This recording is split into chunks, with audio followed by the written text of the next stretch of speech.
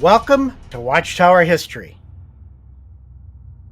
As we've been building out the evidence, we're starting to see the hate speech that Rutherford was spewing on the radio is what was causing a lot of the accusations that were being made against them.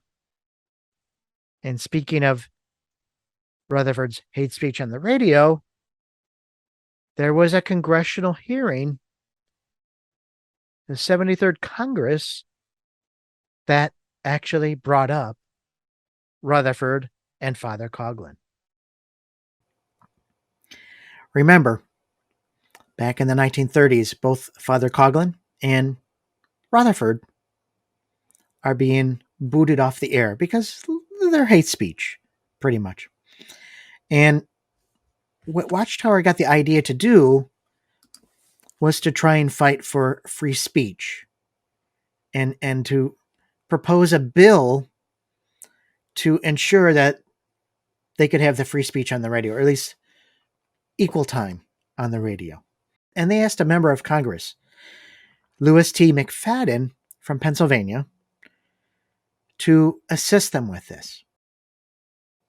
When I read McFadden's statement, I saw that he was quoting Rutherford. McFadden says, "The three visible elements of men that rule the nation are the commercial, the political, and the religious. And of these three, the commercial is the most powerful." Remember what Rutherford's suggesting, right? And it is that it's the commercial Jews, the big business Jews. A little bit further down. Let me add something to that and stop and think about this. Okay, Rutherford isn't the only one thinking these things. Okay, other people, even members of the government, are thinking the same exact thing. It's what's going on in that era at the time. Rutherford is part of it. The congressman is part of it. They're all in this idea of all this. So Rutherford, once again, is he no part of the world, or is he part of the world, absorbing its ideas and its thoughts rather than separating from the world and thinking more righteous thoughts of the kingdom of God? No, he's got a political solution that his religion is going to be saved through. So, or vice versa, however you want to look at that one. So again, finish with the Congress, or add to it, or finish what the congressman says. And here McFadden is using the similar language that Rutherford's using, as well as the Ku Klux Klan. Remember, they're calling out this conspiracy of the big business Jews, the commercial Jews. They're using exactly the same language. And so when Roble in the Awake article tries to soft pedal it and say, well, that's not really how it was used back in the day, we've seen all the anti-Semitism and Rutherford calling the Jews out very, very specifically. This term was a very common term used at the time, and here it is in the Congressional record as well. They're thinking the same exact thing because they're getting the ideas from the same source. What was that source? We're getting there. And so McFadden continues. He says, big business has no regard for the rights of the common people. In 1917, big business, for ultra-selfish reasons, needlessly and wantonly forced the American nation into the World War. And so here he's picking up Henry Ford's idea. Here he's picking up Rutherford's idea. These are exactly the same ideas that Ford and Rutherford are putting out, and here the congressman is doing exactly the same thing. And the other irony, if you look at the picture, as time progressed, Ford, even Hitler, moved up to a tie and changed their dress. Look at Rutherford and Bryant. Who Bryant, look the dress, Rutherford thought was the chosen one of God. He's still dressing in the attire from back in what, 1899? So in the 1890s, he's still dressing in 1934 like him. So what they're trying to do is they're using this anti-Semitic congressman to try and push this idea. And so the congressman continues. I will say to the gentleman that both of these gentlemen are members of that particular organization, which I refer to as the Council of Federation of Churches. Now remember, Rutherford is pointing to the same council and trying to bring them into the conspiracy as well. So McFadden and Rutherford are either pushing the same ideas or McFadden's picking up the ideas from Rutherford using exactly the same language. And we know he's listening to Rutherford's radio programs because he's quoting from Rutherford's booklet and because he's trying to pass this bill. Based on what Watchtower converted him. Brian should have listened. Brian should have listened to him. And so it says, Dr. Caedmon, until quite recently, was a British subject in the United States.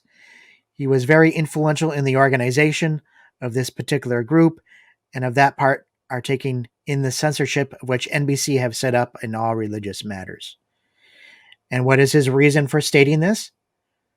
He blames the big business and their mouthpieces, namely the commercialized clergy referred to are responsible before God for hindering the truth concerning the present conditions in America. And so he's questioned on this. McFadden is questioned by a Mr. Sirovich.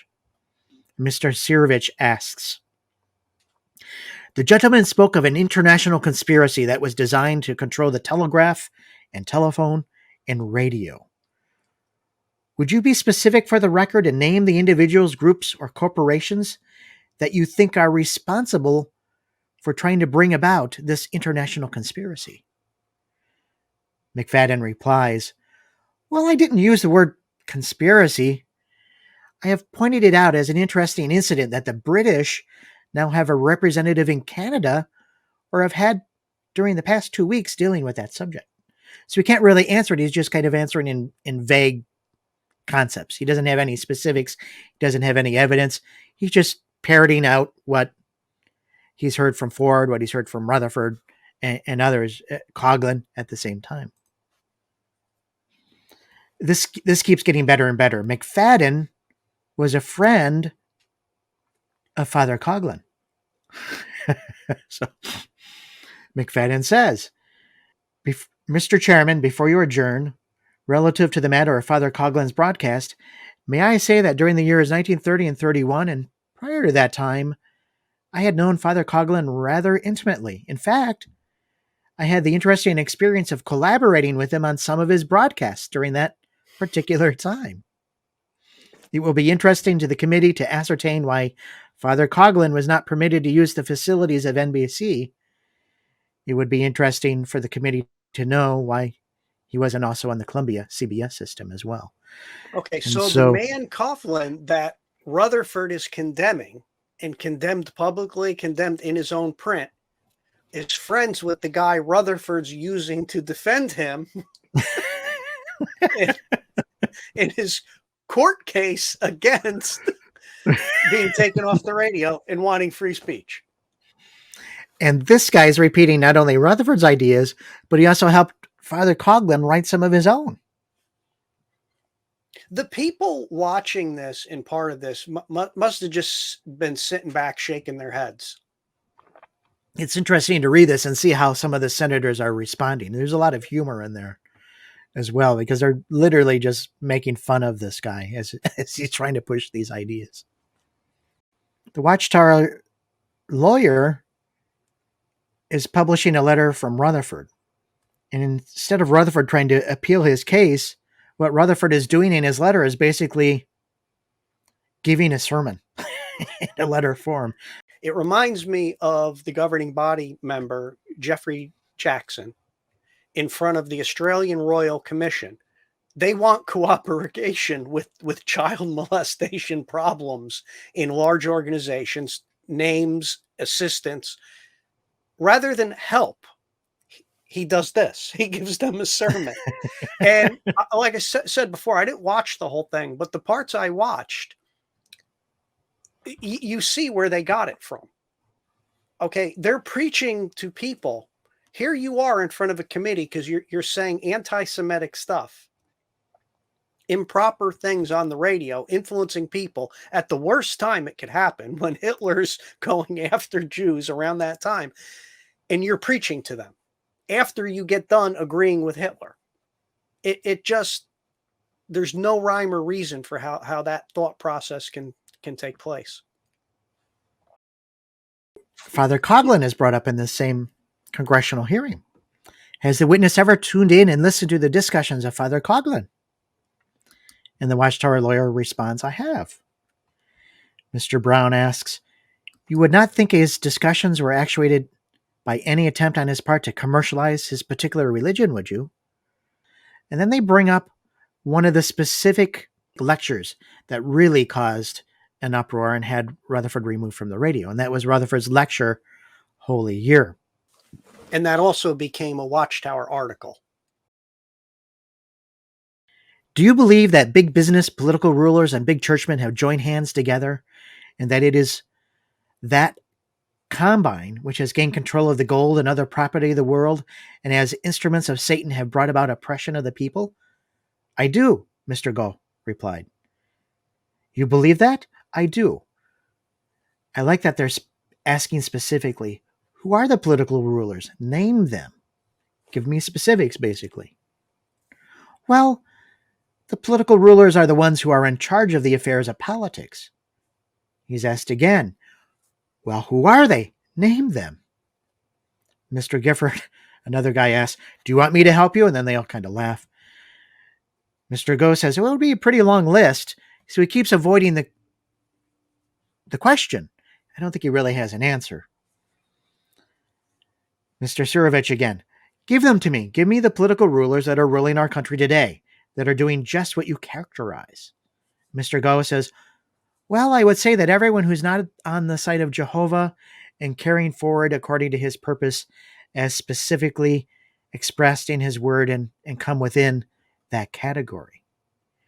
And so basically anyone who's not for Jehovah's Witnesses are part of the conspiracy. He's got to keep it vague again.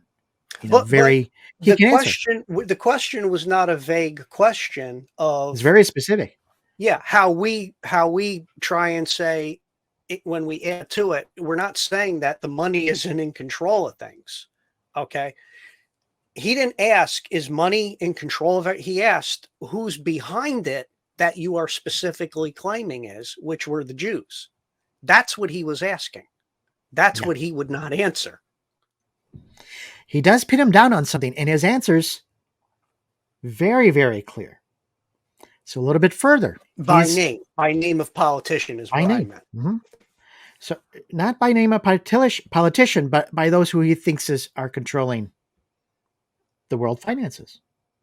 So he says, I would like to advise the distinguished witness that even in the days of the Savior, we had controversy, conflict, and agitation regarding religious and political ideals. The first and oldest political party was called the Sadducees, who symbolized the Kabbalistic class of their days. Here's that cabal from the International Jew, from Ford's International Jew. They were the rich aristocrats, the great reactionaries and conservative forces of their time who owned, controlled, and operated every material resource for their own benefit. In the language of the modern day, they were exploiters of the great masses of people who lived in their time. The second group number 2, the second political party were called the Pharisees. They were the Democrats of their time. The word Pharisee comes from the Semitic word parish, which means to separate.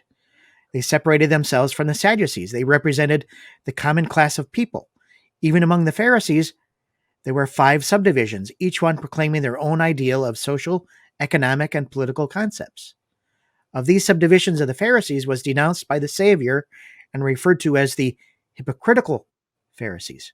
The second one of their group was responsible for carrying the torch and ideals of the Jewish faith and has carried it down from century to century until modern Judaism symbolizes the ideals that those men fought for, bled for, and died for.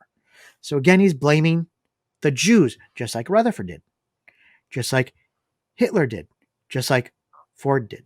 And while he's saying that they symbolize the ideals those men fought for, bled, and died for, they're called Pharisees at the same time, which is not a flattering term to call a Jew, especially in biblical terms as Jesus condemned them. So that doesn't even make sense. But probably the people listen don't understand the different classes of Pharisees and what they are. But knowing what we know now about these anti-Semitic ideas that were the foundation of Watchtower's theology, this makes sense what they're saying. This is what they really believed and Yes. what the religion was founded upon. The third political group were known as the Zealots. These are the great militant and aggressive fighting forces of the old Jewish people. And I'll skip down a little bit further. The Zealots were the men who coined the great expression that was subsequently used many centuries later by Patrick Henry when they said, "Give us liberty or give us death." And so they persistently and consistently fought against the Jewish people, paying tribute and excitation to any foreign outside influence that would harass them to raise taxes for the outside countries. So again, the Jews, the tax collectors, are the ones part of this commercial economic conspiracy that Watchtower is pushing. The fourth political group, another group of Jews, they were known as the scribes.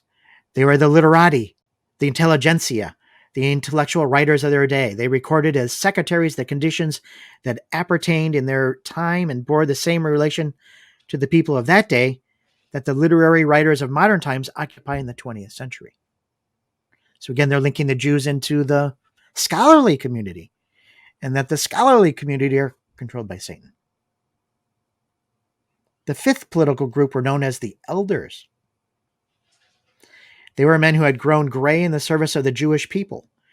They had given their all upon the altar of service, and it was their hope and faith that ere the curtain of life folded upon them, they might have the privilege to serve God and their fellow men. And so it remained for these five political groups, the Sadducees, the Pharisees, the Zealots, the scribes, and the elders, to contribute membership to the greatest Jewish tribunal that was known as the Sanhedrin, that was comprised and composed of 72 members that meted out justice to all the people that came before the distinguished body. And so they're linking in the Jews. Now let's really break this down. Let's really break it down. And in case people didn't get this, let's really explain it. Okay. Mr. Saravach at the very beginning asks, do you believe big business, political rulers, and big churchmen have joined hands together, that is, combine that gain the control of the gold and other property as instruments of Satan against the people? Okay, I do. Okay, who are they? Name them.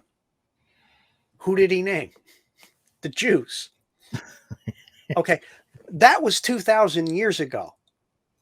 That the Pharisees, the Sadducees, the elders, and all the zealot, that was 2,000 years ago. But he's saying they passed that down from generation to generation, and they're still doing it today. Exactly. He answered, the Jews are in, and this is Watchtower lawyer. This is Watchtower's answer. The Jews are behind all this. But they continue. No, they not only the Jews, but they add in the Catholics, right?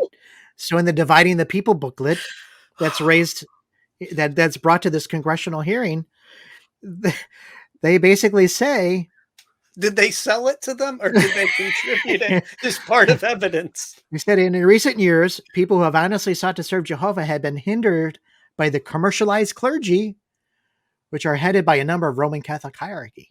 So again, they're trying to bring in the Roman Catholics into the same conspiracy. So the congressional hearing continues, and they ask about Father Coughlin. Should Father Coughlin also have free time on the radio as well? And basically kind of hem and haws around the subject, but says, yeah, he should have his free speech as well. Coughlin wasn't saying nice things about Watchtower. If you saw our intolerance discussion, you can see there was this whole thing about machine guns. Check out that discussion for a little more on that subject. But Coughlin and Rutherford were pushing exactly the same ideas. Rutherford, of course, building a lot of those ideas upon Ford's International Jew, And Coughlin's literally republishing the International Jew in his own paper, The Social Justice. And they're both saying almost the same things on the radio and kicked off for the same hate speech. Kicked And off the the radio for the irony of same it hate. is the Jehovah's Witnesses today don't think Rutherford was in the same category, that he was against what Coughlin was. It's unbelievable. And you wonder, you don't wonder, you know why they tell these people, don't read apostate literature, don't read this. If they watched and read things, they would learn exactly what we're saying right here and what other people are saying. They don't want their members to know. And here it is in the Congressional record. This Congressional record actually confirms what we've been showing, all the evidence that we've been showing. And here they're saying it very succinctly, very, very clearly. So the president of NBC, National Broadcasting Company, is brought in and he's questioned, Mr. Islesworth. And Mr. Islesworth... So Rutherford struck in. He brought in the presidents of CBS and NBC to this congressional hearing. Oh my God. We already saw this and it's still funny. I mean, you just can't imagine the circus going on with this.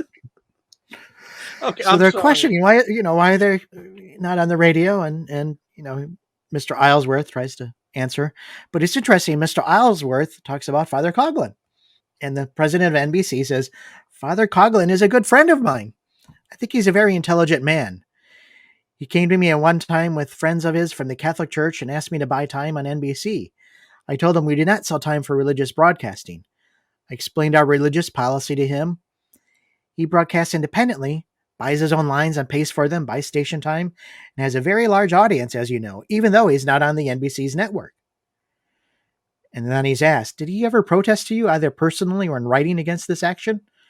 And the president of NBC said, no, he sat in my office and talked with me. I think he understood the situation. So it's interesting that Father Coughlin understood why NBC wasn't broadcasting his radio programs, but Rutherford didn't. Rutherford takes him to court.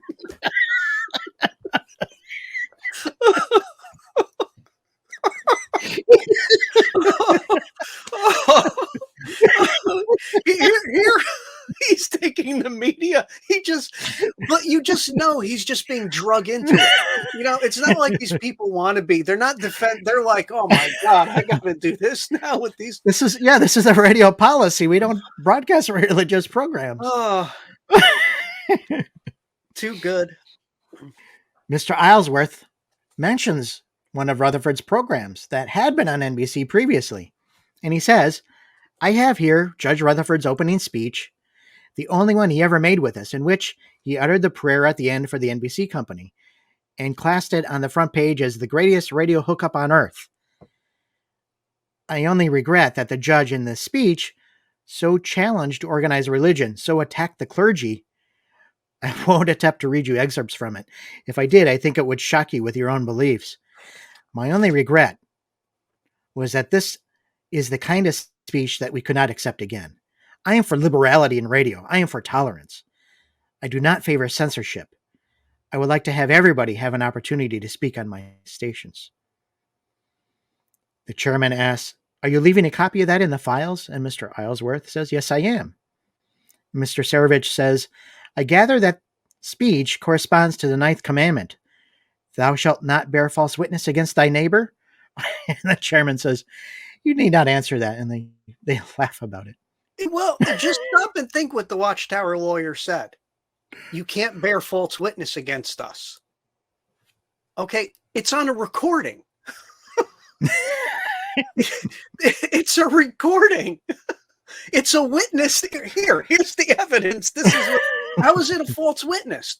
It's a recording of Rutherford's own words. They really don't get it. They really don't get it. So I like that there's the question made. And I think they're making fun of Watchtower here.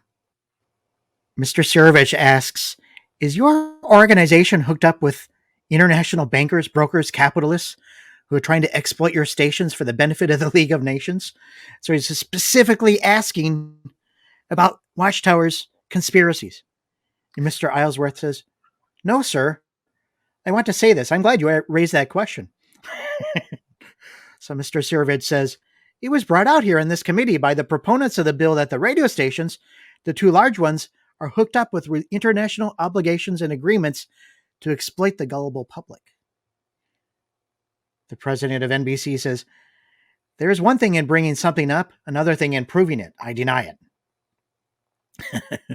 So Mr. Sirvid says, "Do you have any international hookups at all?"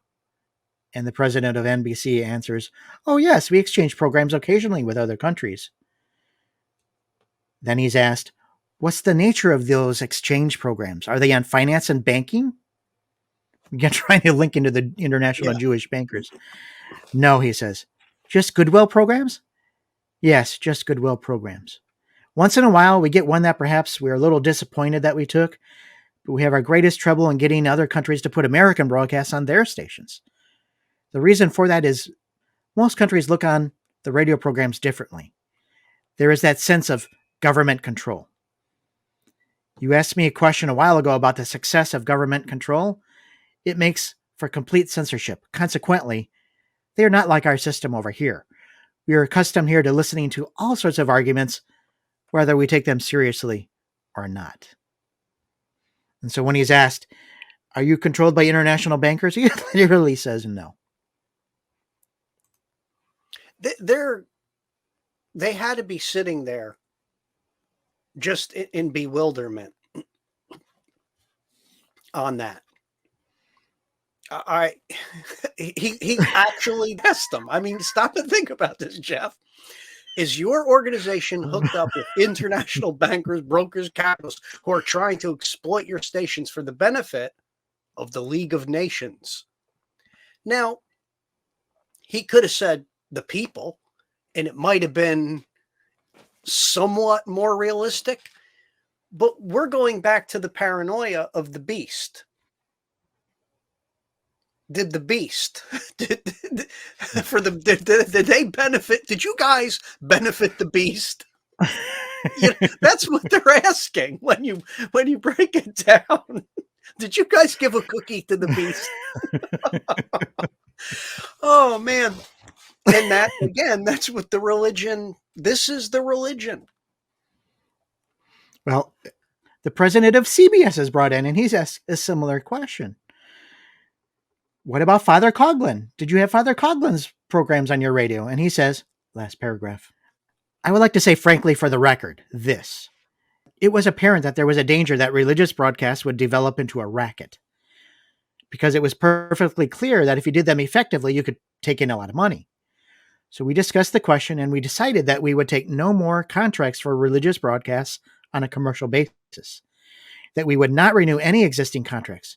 And we notified Father Coughlin, notified the Lutheran Laymen's League, notified the Presbyterian Organization, and the Christian Scientists that the termination of their contracts, their broadcasts would cease. And we would take over the entire matter of religious broadcasts to be handled in the way I have outlined. No, we're Jeff, very sorry we couldn't." that is not true, because CBS and all they were all persecuting Jehovah's Witnesses, not the Lutheran Laymen's, not the Presbyterian. So all this free speech that even Rutherford brought to the table is a free speech thing against me, the beast. They're all attacking me. No, we decided that none of the religious organizations can speak. Yeah, and so Rutherford's saying they're singling us out. Yeah. And CBS, president of CBS says, "No, we took them all off. We notified the Lutherans, the Catholics, Father Coughlin, everybody." Yeah. So Rutherford isn't telling the truth about what's going on again.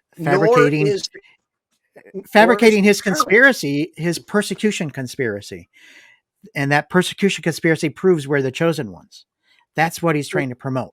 And nor is the current Watchtower, they're letting you and letting their members believe it was for something else. No, it wasn't an attack against Jehovah's Witnesses and free speech.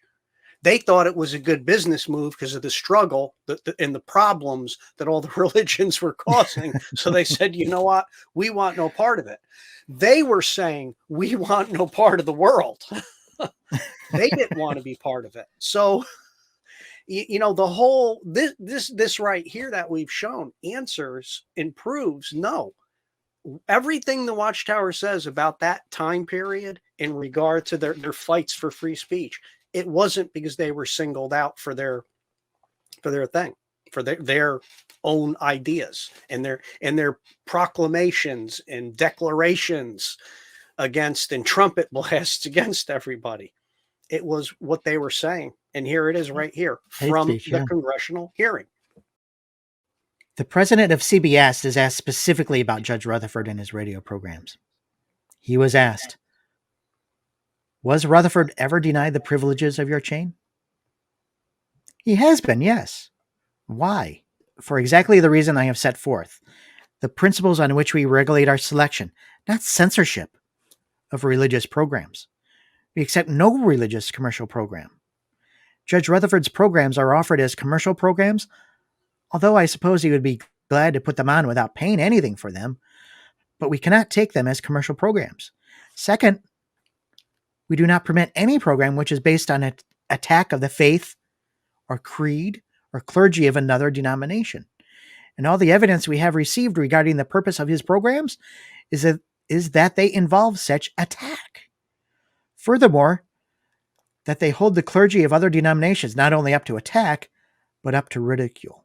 And so the president of CBS literally says it was Rutherford's hate speech that they decided not to put it on the air. And that they decided not to put any religious programs on their stations.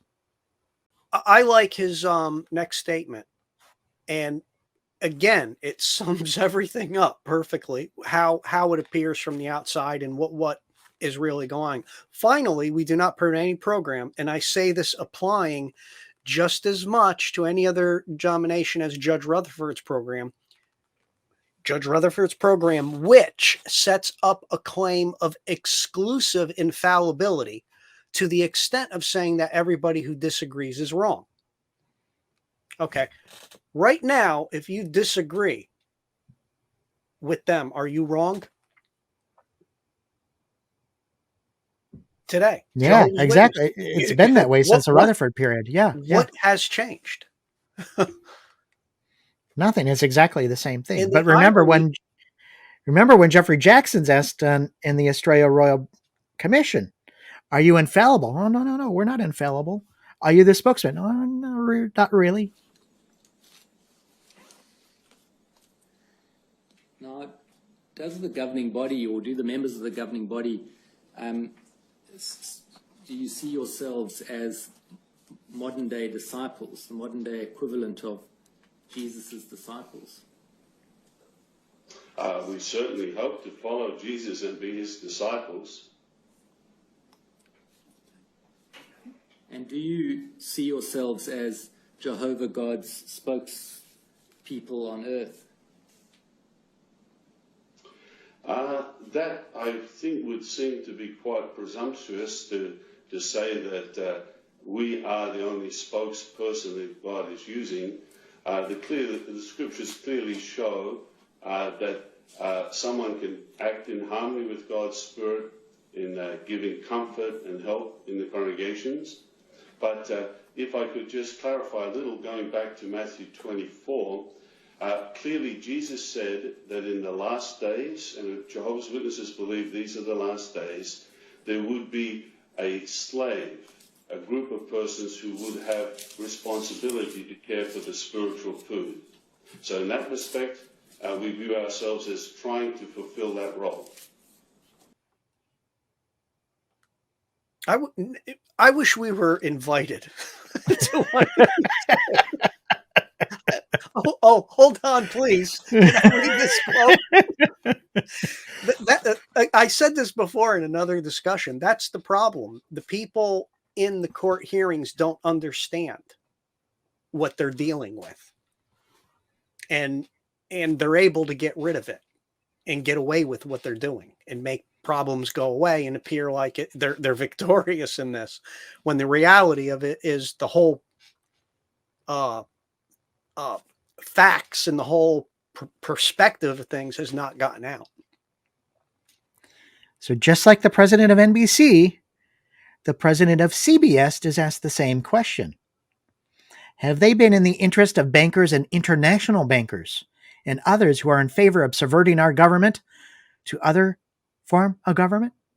Mr. Now, Bellows. why would wait. Oh, the Jehovah's Witnesses be concerned that others outside are subverting our government to form another government?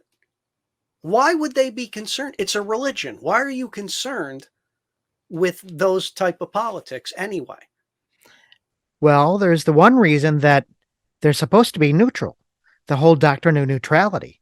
And also it's because they're pushing this idea of the international Jewish bankers. Watchtower is pushing this idea, and that the international Jewish bankers are in control of NBC and CBS because they wouldn't let Rutherford's programs on the air.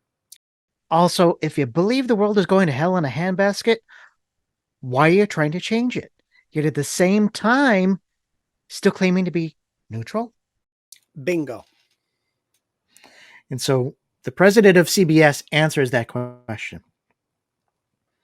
I never heard of a banker who even listened to them, to Rutherford's programs.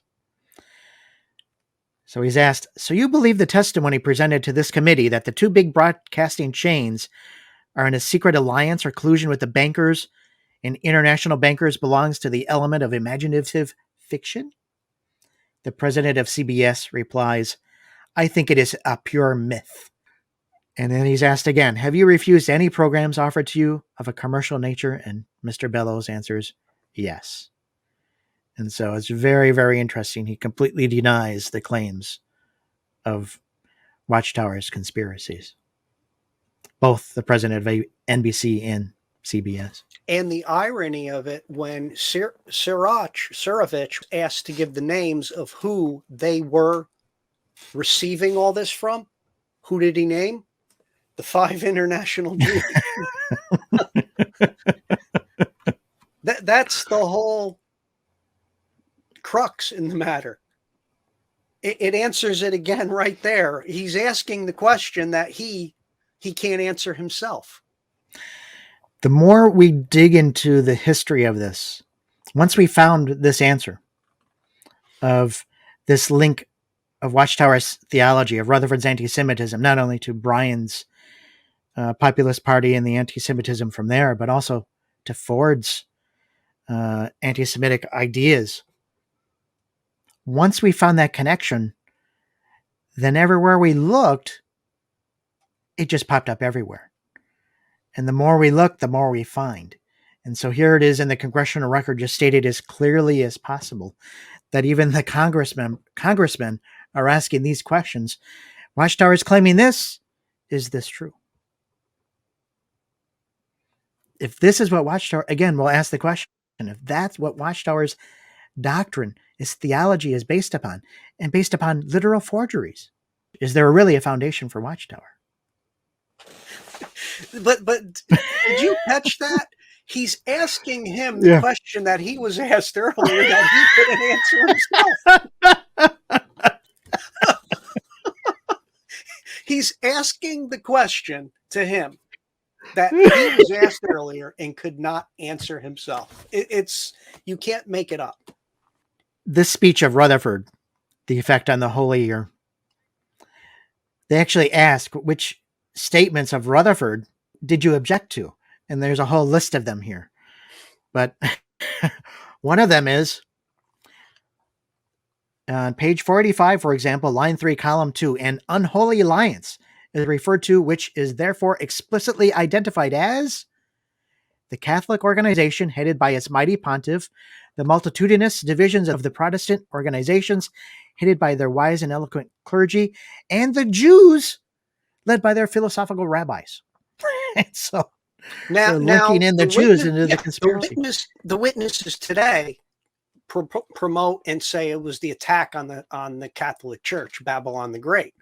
Oh, let's leave out that it was also on the Jews.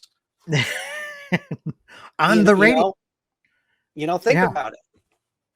There, once again, like we said earlier, it's a half truth. Well, we said this, but we're leaving this out.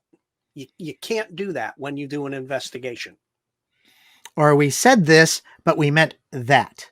Well, here it's very, very clearly the Jews are linked into it. The Jews are part of this international conspiracy. Rutherford said that in his holy year. Further, the Catholic, the Protestant, and Jewish bodies. Okay, once again, Yeah. Jewish are therefore Satan's organization. So the Jews are Satan's organization.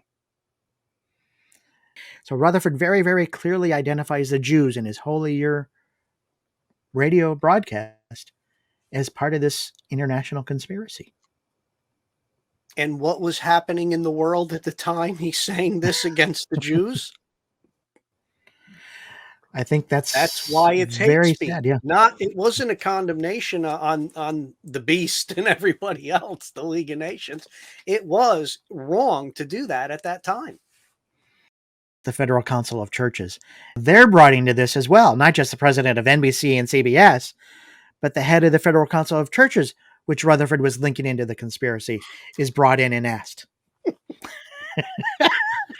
We saw this before, but it's just, you can, again, I'm sorry to repeat myself. You could only imagine what they were thinking watching this and having to go through with this, And so this president of the Federal Council of Churches is asked, are you the organization that was attacked by the Witnesses of Jehovah? And he says, yes, sir.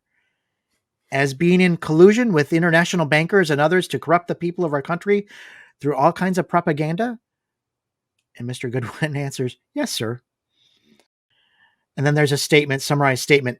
As an evidence that the gentleman has stated the sentiments of the House of Representatives, the majority of them, I want to call attention to the fact that this very afternoon, the House of Representatives have, by overwhelming majority, adopted a resolution that will inquire into foreign propaganda designed to breed racial bigotry and hatred in our country.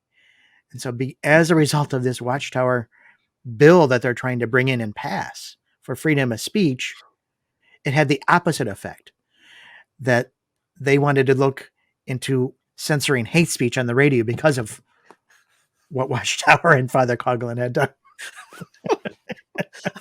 I want more freedom of speech. Well, wait, it's already bad. We got to stop what we're doing. Oh my God.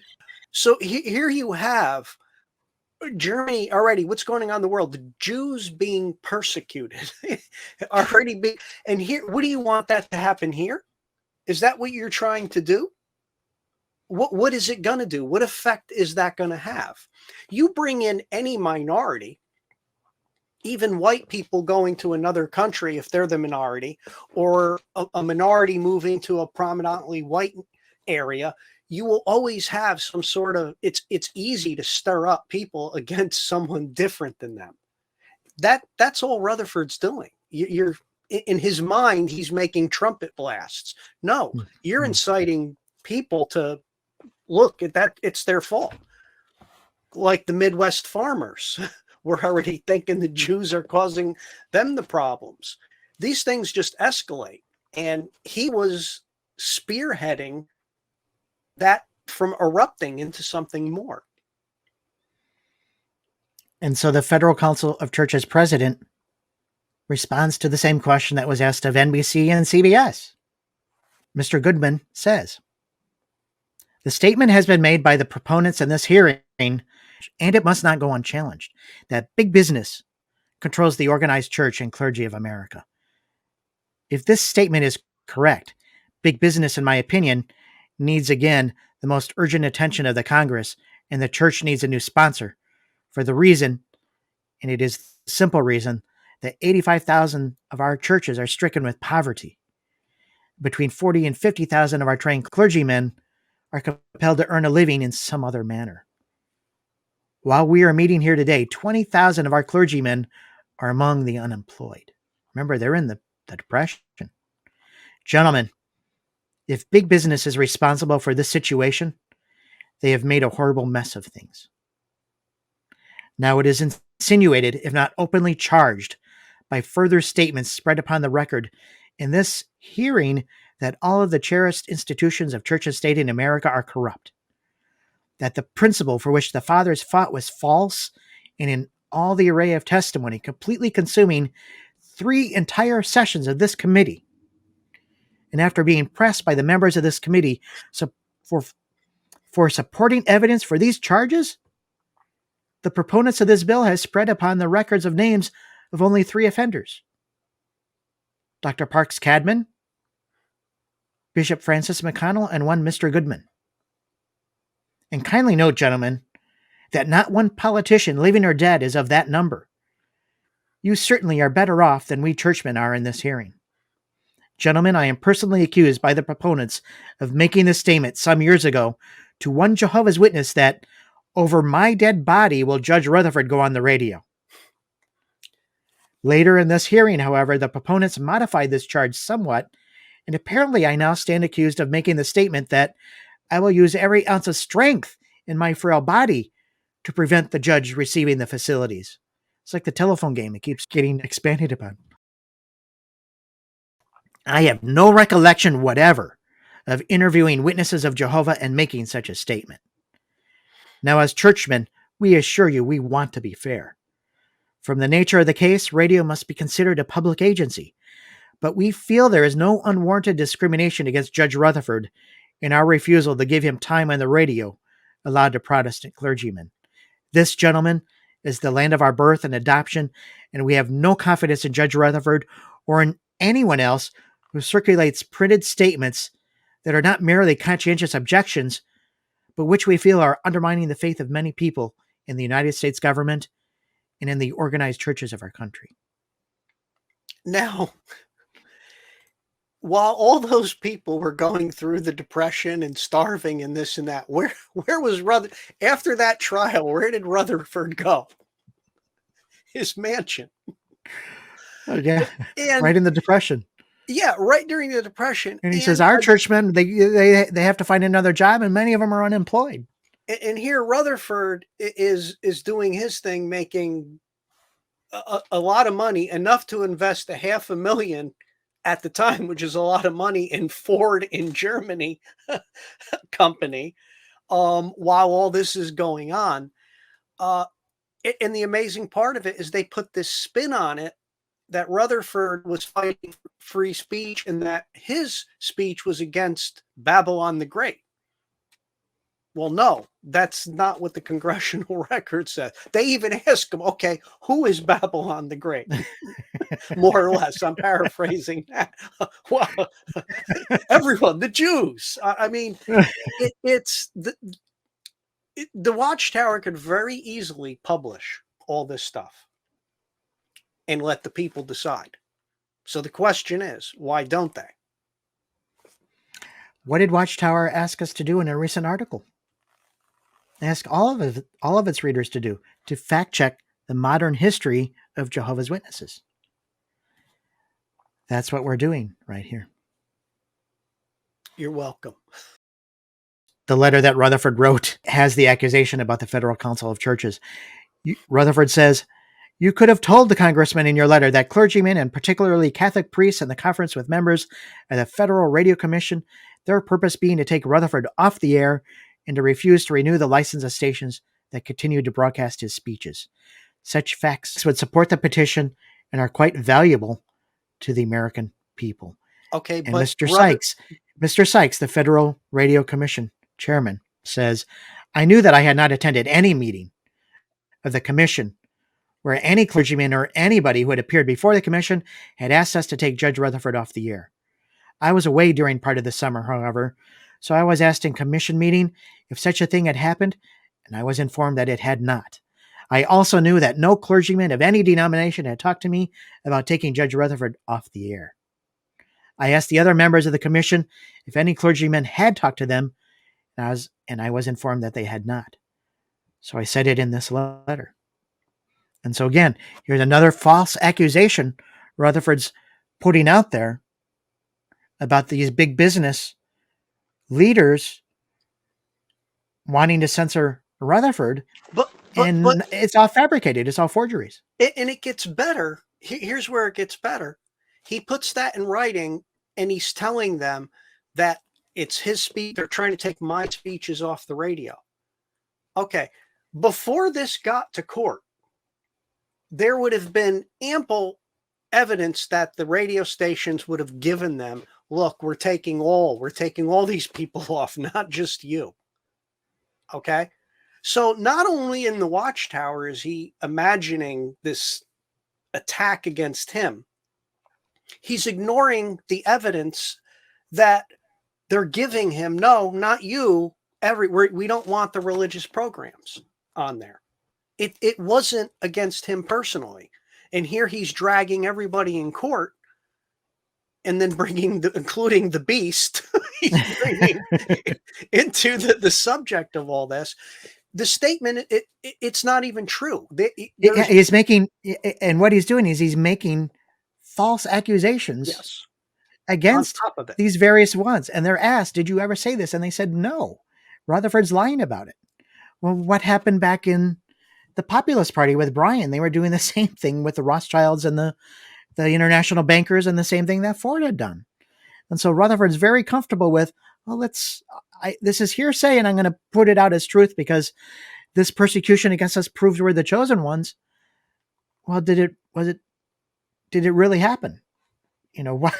Is there any evidence for it? And here it's completely, utterly denied. But when the public, his followers know he's in court and he comes back with the persecution and they did this, but we overcame, our mission is even stronger now.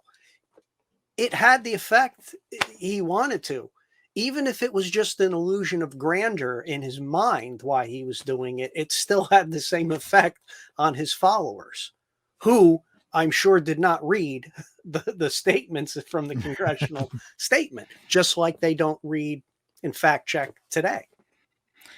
So this entire bill that's brought into Congress with the statements Rutherford's making, they're literally based on Rutherford's own forgeries. Very similar to Rutherford's own forgeries, and not only Rutherford's own forgeries, his conspiracies about the international Jewish bankers, things that he learned from the Populist Party, things that the Populist Party was very involved in pushing those plagiarized letters. If it's not just one item of plagiarism, there's several that are going on here.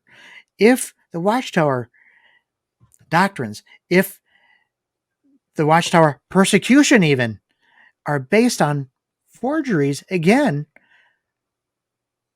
what then is the foundation? If the foundation is a forgery, if the persecution claims are forgeries, then where is the evidence that you're the chosen one? Where is the evidence that anything that you're saying is true?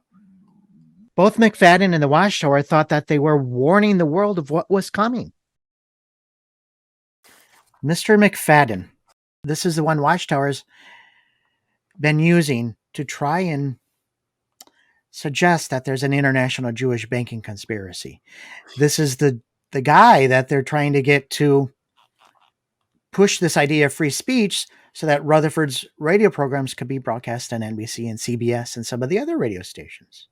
So in a previous year before, Mr. McFadden makes a speech to Congress where he literally quotes the Protocols of the Elders of Zion to Congress and says, hey, we need to do something about this. Even though the Nazis and Goebel said it's a forgery. And other congressmen said that as well. Mr. McFadden is not only quoting the Protocols of the Elders of Zion, he's also quoting Ford's International Jew from the Dearborn Independent. Remember, Watchtower is doing the same thing. Mr. McFadden's listening to Rutherford's radio programs. Mr. Fadden is using the same language Rutherford is using.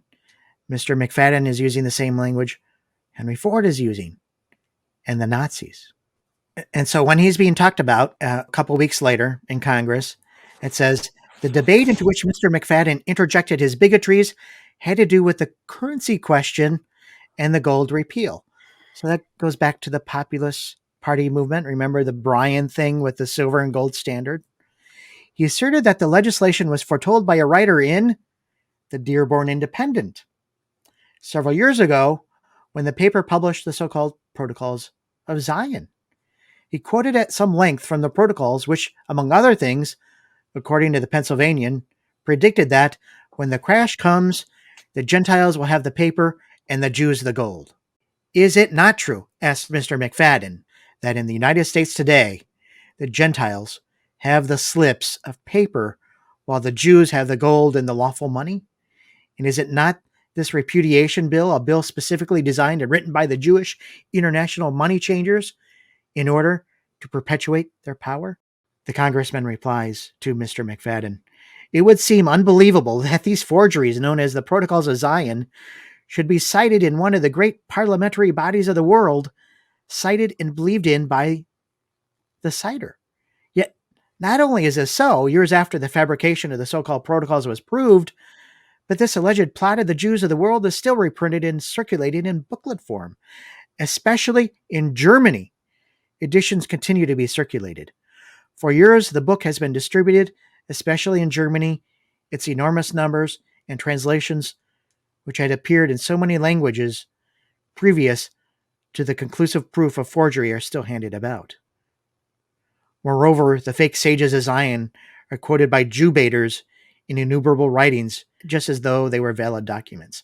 And then he goes on to explain various reasons why they were forgeries. But again, Ford, Rutherford, McFadden, Hitler, they're all pushing the same idea about these international Jewish bankers. And they all were based on literal forgeries. And then again, we have to ask the question, if your persecution because you weren't on the radio is based on these ideas of the Protocols of Zion and the international bankers preventing you from being on the radio, and that's based on a forgery, what is your persecution based on? If your ideas, your replacement theology, your spiritual Israel is based on these Henry Ford's international Jew and these international Jewish banker conspiracies, what is your religion based on? And I like the final statement in this.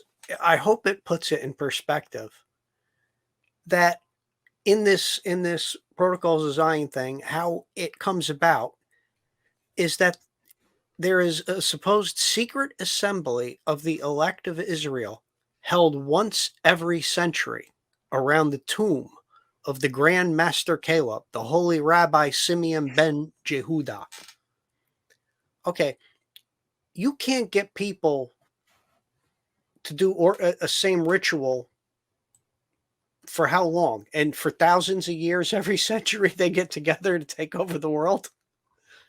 The odds of it, anything being that organized in itself, taking all the other evidence aside, to think that once a century the Jews are getting together over this Caleb to take over the world. One, if they were that organized and good at it, they would have taken it over by now. Is the reality of it. It is very similar to science fiction novels, what a lot of it's based on. And what was the play of the actual original Russian version of it? The Dialogues of Hell by Machiavelli in French. That was the French version. A fiction. It's an idea of an imagination of things. And again, we're not saying that the bankers aren't full of greed, but it's not this master plan to take over the world in that aspect. One, my personal opinion, even if they wanted to, I think they would kill each other in the process because they're all so greedy.